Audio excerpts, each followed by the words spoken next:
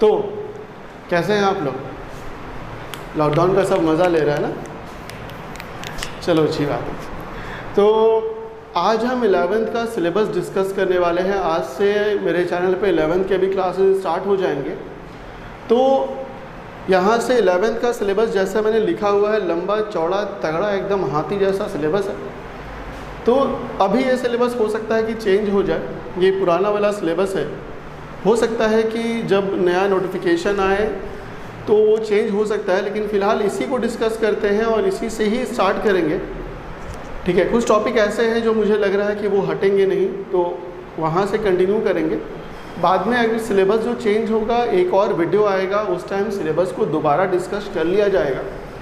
तो अगर सिलेबस को देखें 11th के सिलेबस को, तो जैसे आपका 9th का सिलेबस आपने याद होगा, आपको आप लोग पढ़ कर के आ रहे हो, 9th के सिलेबस में क्या क्या चीज़ें थी, सेम उसी तरीके से 11th का भी सिलेबस वहीं से स्टार्ट होता है जहाँ से 9th में आपने छोड़ा था। और 10th का सिलेबस जो होता है वो 12th से मिलता जुलता है।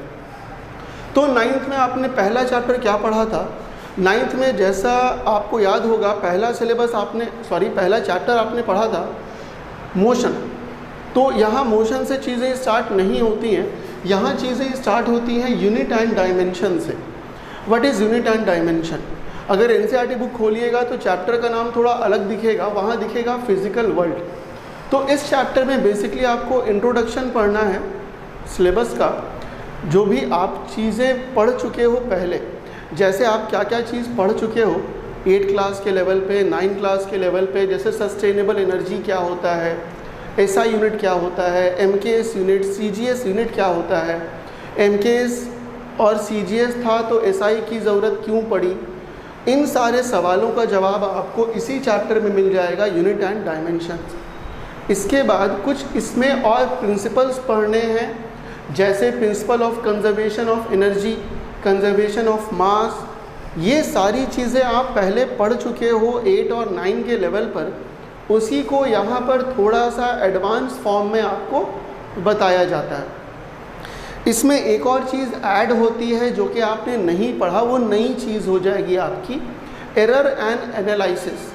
अगर कभी भी कोई एक्सपेरिमेंट आप करोगे तो कुछ एरर होने की संभावना होती है, वो चाहे आपके वजह से एरर हुआ हो या मशीन के वजह से या टूल्स जो आप यूज़ कर रहे हैं उनके वजह से। तो उन एरर्स को कैसे एलिमिनेट किया जाए, उन चीज़ों को भी इसी चैप्टर में हम लोग पढ़ेंगे। चैप्टर का नाम होगा यूनिट एंड डायमेंशन। तो इसके बाद आपको क्या पढ़ना है? इसके बाद आपका मेन सिलेबस स्टार्ट होगा। जैसे 9th की बात स्टार्ट हुई थी तो सबसे पहले आपने मोशन पढ़ा था। What was motion, rectilinear motion क्या होता है, सर्कुलर मोशन क्या होता है, वो सारी चीज़ें आपने जानी 9th के लेवल पर। उसी चैप्टर में आपने एक और चीज़ आगे जाके पढ़ा, वेलोसिटी क्या होता है, एक्सेलरेशन क्या होता है, और इक्वेशंस ऑफ मोशन पढ़े थे आपने। v बराबर u plus a t, v square बराबर u square plus 2as, s बराबर u t plus half a t square. ये सारी चीज़ें आपने वहाँ पढ़ रखी थी 9th के फर्स्ट चैप्टर में। सेम वही चैप्टर यहाँ रिपीट होगा। टॉपिक का नाम होगा काइनेमेटिक्स। ये एक यूनिट समझिए। इस यूनिट के अंदर आपको बेसिकली 2 चैप्टर्स पढ़ने होंगे।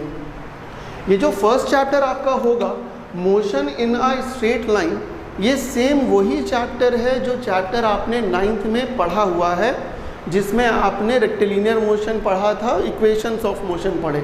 ये सेम वही चैप्टर है जिसमें गाड़ी आपकी आगे या पीछे जाया करती थी, एक्सेलरेशन रहा करता था, रिटार्डेशन रहा करता था। वो सेम चैप्टर यहाँ पर एक बार दोबारा आएगा, लेकिन हाँ फ़र्क इतना होगा कि जो वहाँ न्यूमेरिकल्स आप नहीं बनाते थे या बहुत छोटे छोटे से बनाते थे, यहाँ पर न्यूमेरिकल्स की मात्रा बढ़ जाएगी और न्यूमेरिकल्स का लेवल भी बढ़ जाएगा। बस यही एक फ़र्क होगा उस चैप्टर में और इस चैप्टर में।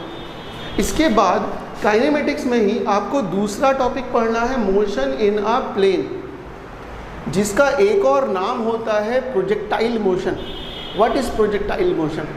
तो आपको हम बता दें कि आपने ऐसे ही मूव करवाया है किसी भी ऑब्जेक्ट को आगे या पीछे, या कहें तो एक डायमेंशन में, एक एक्सिस में, चाहे एक्स एक्सिस चाहे वाई एक्सिस में, है ना, पत्थर गिर रहा था ऊपर से नीचे वाई एक्सिस में।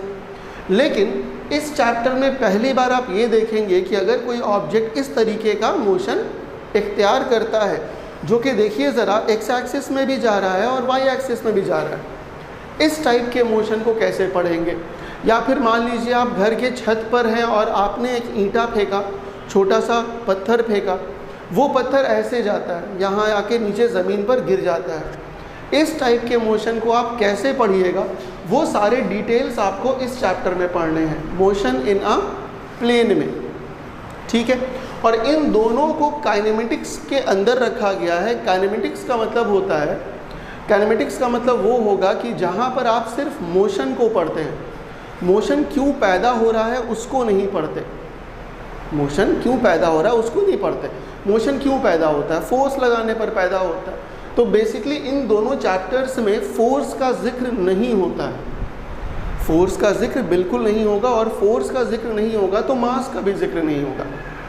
वो जिक्र होगा इस चैप्टर में force and laws of motion में।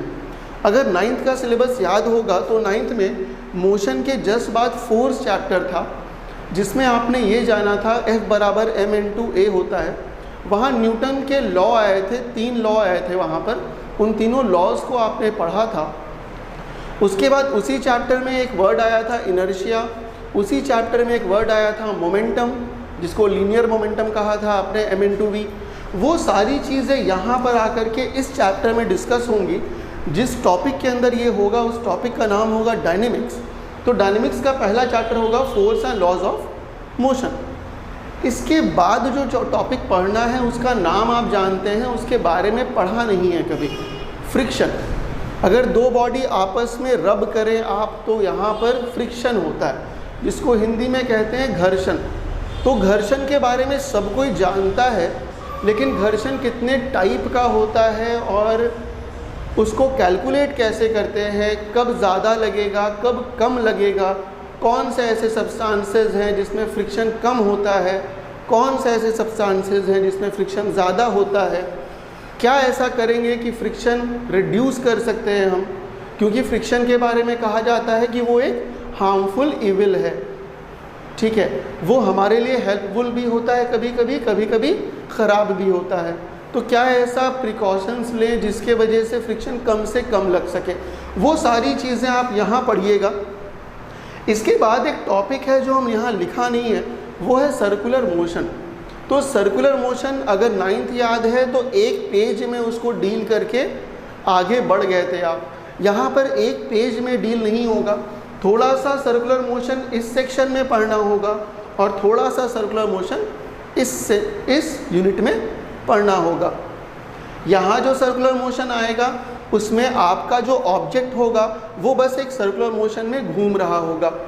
घूमते वक्त कौन कौन से फोर्सेस लगेंगे उसके बारे में नहीं मालूम होगा, वो मालूम होगा आपको इस चैप्टर में। तो सर्कुलर मोशन का कुछ पार्ट यहाँ पढ़ना है और कुछ पार्ट यहाँ पढ़ना है, वो बीच में अपने आप आ जाएगा, उसको चैप्टर वाइज में लेकर के लिखने की ज़रूरत नहीं पड़ती है। उसके बाद 9th फिर से याद कीजिए, अगला चैप्टर आपका था वर्क एनर्जी पावर। 9th में भी ये चैप्टर आया था वर्क एनर्जी पावर, यहाँ पर भी चैप्टर है work energy power.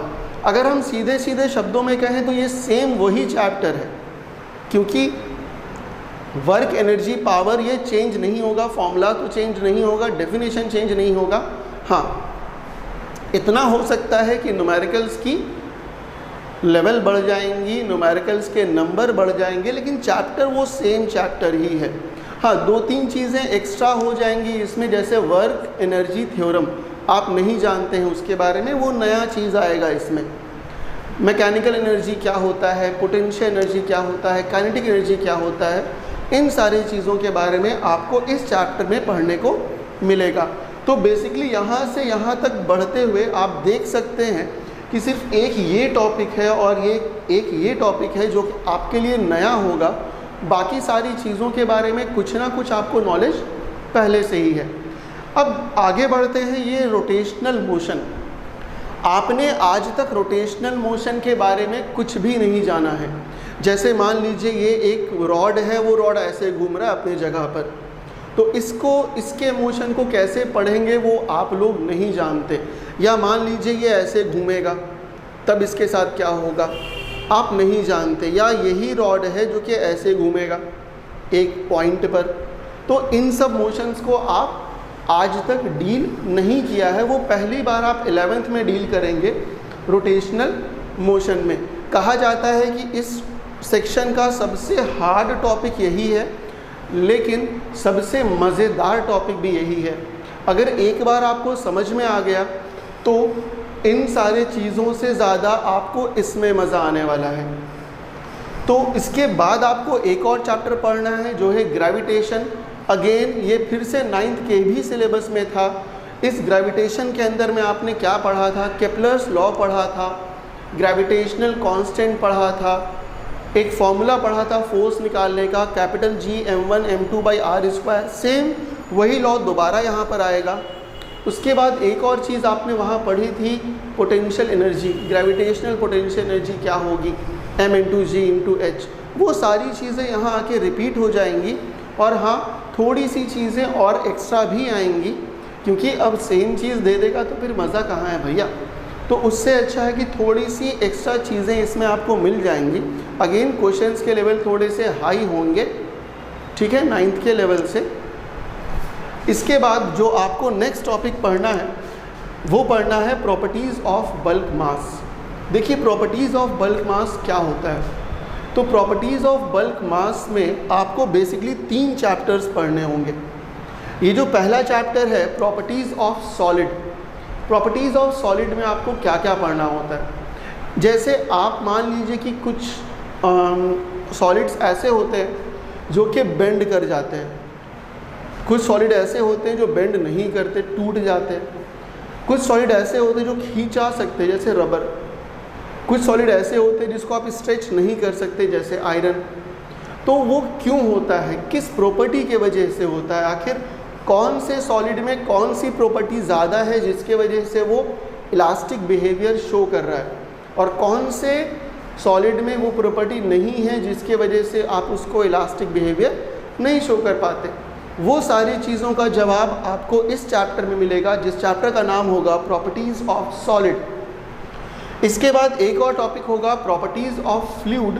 Properties of fluid बोलने का मतलब ही हो गया, फ्लूइड का मतलब होता है गैस एंड लिक्विड बोथ। तो गैस और लिक्विड को साथ में फ्लूइड कहा गया है क्योंकि दोनों फ्लो कर सकता है। इस वजह से आपको वो दोनों चीज़ें यहाँ पढ़नी है प्रॉपर्टीज़ ऑफ फ्लूइड में, जहाँ पर आप ये जानेंगे कि कोई भी फ्लूइड फ्लो कैसे करता है, कौन से ऐसे लॉज होते हैं जो उसको गवर्न करते हैं, ऐसा क्यों होता है कि हमको नीचे से ऊपर पानी की टंकी भरने के लिए मोटर चाहिए, लेकिन पानी से टंकी से अगर नीचे नल खोलते हैं तो पानी अपने आप आ जाता है, ऊपर तो मोटर लगा नहीं है। ऐसा क्यों होता है, कौन सा ऐसा इक्वेशन है जिसके हेल्प से हम ये बता सकते हैं कि पानी कितने हाइट से गिराएंगे तो कितने फोर्स से आएगा, बहते हुए पानी की वेलोसिटी क्या है, क्या उसमें एक्सेलरेशन भी हो रहा है, क्या आपके फ्लूइड में फ्रिक्शन भी होता है। इन सारे चीज़ों का जवाब आपको प्रॉपर्टीज़ ऑफ फ्लूइड नाम के चैप्टर में मिल जाएगा। इसके बाद जो नेक्स्ट टॉपिक है वो है thermal properties of matter. Thermal properties of matter में आप ये डिस्कस करेंगे कि कोई भी सॉलिड या कोई भी लिक्विड या कोई भी गैस अगर उसमें हीट जाता है तो क्या हीट फ्लो कर जाता है, उसमें से कौन कौन से सॉलिड हैं जिसमें हीट फ्लो करेगा, कौन से सॉलिड है जिसमें हीट फ्लो नहीं करेगा, कौन सी प्रॉपर्टीज़ हैं जिसके वजह से हीट फ्लो कर पाता है किसी भी सॉलिड से। इसमें 2-3 चीज़ें और आप पढ़िएगा जो आप 8th क्लास में एक बार इंट्रोडक्शन लेके आ रहे हैं। यहाँ टॉपिक का नाम है कंडक्शन, कन्वेक्शन एंड रेडिएशन। इन तीनों का डेफिनेशन आप ज़रूर पढ़ा होगा 8 और 9 के लेवल पर। यहाँ डेफिनेशन से आगे की बात होगी, वो कौन कौन से फैक्टर्स हैं जो कि कंडक्शन को हेल्प करते हैं, कौन से फैक्टर्स हैं जो कि कन्वेक्शन को, और रेडिएशन कब हो पाता है, रेडिएशन किस टाइप के सॉलिड में हो पाता है, ट्रांसपेरेंट सॉलिड क्या होता है, आपका ओपेक सॉलिड क्या होता है। वो सारी चीज़ों के बारे में आप इसी चैप्टर में पढ़ेंगे जिस चैप्टर का नाम होगा थर्मल प्रॉपर्टीज़ ऑफ मैटर। इसके बाद एक और नया टॉपिक, अगर देखा जाए तो ये सारे टॉपिक आपके नए वाले होंगे। यहाँ कुछ चीज़ें पहले से मालूम, ये सारी चीज़ें आपको उतने अच्छे तरीके से नहीं मालूम है। इसी के वजह से कहा जाता है कि 11th थोड़ा टफ होता है, क्योंकि बहुत सारी चीज़ें हैं जो आप पहली बार उनसे इंट्रोड्यूस होते हैं। तो उसी तरीके से नेक्स्ट टॉपिक है थर्मोडायनेमिक्स। थर्मोडायनेमिक्स में आपको बेसिकली ये पढ़ना होता है कि अगर किसी गैस को या किसी लिक्विड को आप हीट करते हैं तो उस हीट को आप कैसे कैलकुलेट करेंगे। क्या उस हीट के वजह से उनका प्रेशर चेंज होगा, क्या उनका वॉल्यूम भी चेंज होगा, क्या टेम्परेचर चेंज होगा। अगर टेम्परेचर को कांस्टेंट रख करके प्रेशर वॉल्यूम बढ़ाते हैं तो उसको क्या कहेंगे, या प्रेशर को कांस्टेंट रख के वॉल्यूम टेम्परेचर बढ़ाते हैं तो वो किस लॉ से गवर्न होगा। तो इन सब चीज़ों का आंसर जो होगा वो आपको इस चैप्टर में मिल जाएगा। चैप्टर का नाम होगा थर्मोडायनेमिक्स। नेक्स्ट ये पढ़ना है आपको kinetic theory of gas. What is kinetic theory of gas. Gas को आप देखा होगा तो गैस एक जगह से दूसरी जगह बहुत स्पीड में फैल जाता है। अगर परफ्यूम को हम यहाँ माने तो रूम के दूसरे कोने में विद इन माइक्रो सेकेंड्स वो पहुँच जाएगा। तो ऐसी कौन सी प्रॉपर्टी है गैस के पास जो इतने तेज़ी में वो ट्रैवल कर जाता है। कौन से ऐसे फॉर्मूलाज हैं जिससे हम ये निकाल सकते हैं, कौन कौन से गैस होते हैं जो ज़्यादा स्प्रेड करते हैं, कौन से गैसेस होते हैं जो कम स्प्रेड करते हैं। इन सब चीज़ों का आंसर आपको thermal kinetic theory of gas में मिल जाएगा। इसके बाद जो लास्ट टॉपिक है ये एक्चुअली मोशन का ही पार्ट है। वो मोशन का सेक्शन यहाँ था। कह सकते हैं कि मोशन का सबसे लास्ट टॉपिक ये वाला होता है जहाँ आपको वेव के बारे में पढ़ना पड़ता है। आप ये जानते हैं कि वेव ट्रांसवर्सल हो सकते हैं या फिर लॉन्गिट्यूडनल हो सकते हैं। जहाँ आप साउंड वेव की बात करते हैं, लाइट वेव की बात करते हैं। उसके बाद इसी टॉपिक में आपको एक और चीज़ पढ़नी है जिसको कहते हैं सिंपल हार्मोनिक मोशन। वो भी सेकंड पार्ट एनसीईआरटी का सबसे हार्ड टॉपिक कहा जाता है और सबसे लास्ट में भी है। बेसिकली आपको ये पढ़ना है कि अगर कोई ऑब्जेक्ट अपने जगह से ऊपर जाता है और फिर वापस नीचे जाता है सेम अमाउंट और फिर वापस अपने पोजीशन पे आ जाता है, इस टाइप के मोशन को कैसे पढ़ेंगे। तो देखा जाए तो एक वाइब्रेटरी मोशन है जिसको टू एंड फ्रो मोशन कहते हैं, या फिर मान लीजिए एक पेंडुलम है ऐसे, या मान लीजिए एक झूला है। तो उन सब मोशंस को आप कैसे पढ़ेंगे, किस फॉर्मूले से वो गवर्न होगा, वो उन सारी चीज़ों को आप वेव्स में देखेंगे जिसको हम SHM भी कहते हैं, सिंपल हार्मोनिक मोशन। और 9th क्लास अगर याद होगा लास्ट टॉपिक में आपने साउंड के बारे में पढ़ा था। वो यहाँ आएगा ऑसिलेशन, जिसमें 9th क्लास में आपने कान का फिगर भी बनाया होगा। तो खैर कान का फिगर यहाँ नहीं बनाना है, बहुत से लोगों को दिक्कत हुई थी वहाँ पर कान के फिगर बनाने में, तो वो यहाँ नहीं बनाना है। यहाँ बस ये पढ़ना है कि साउंड वेव और साउंड ऑसिलेशंस कैसे होते हैं, पिच क्या होता है, लाउडनेस क्या होता है, एम्पलीट्यूड क्या होता है।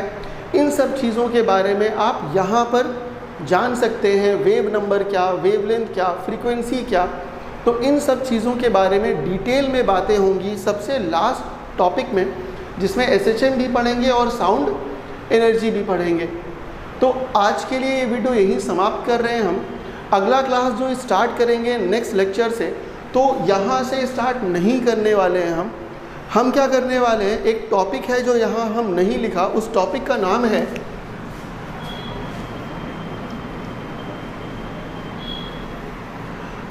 अब आप लोग कहिएगा भैया ये तो सिलेबस में ही नहीं है, तो ऐसा नहीं है। वेक्टर जो है वो फुल सिलेबस में हर जगह आपको काम आता है।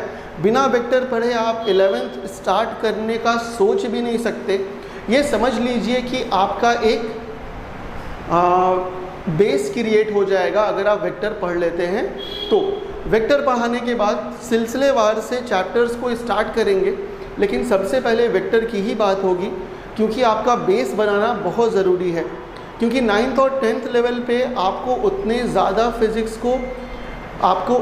फिज़िक्स को पढ़ाया नहीं जाता है, ठीक है। इस वजह से वेक्टर पढ़ना बहुत ज़्यादा ज़रूरी है। और वेक्टर पढ़ने के बाद ही सिलेबस को स्टार्ट करना अक्लमंदी होगी।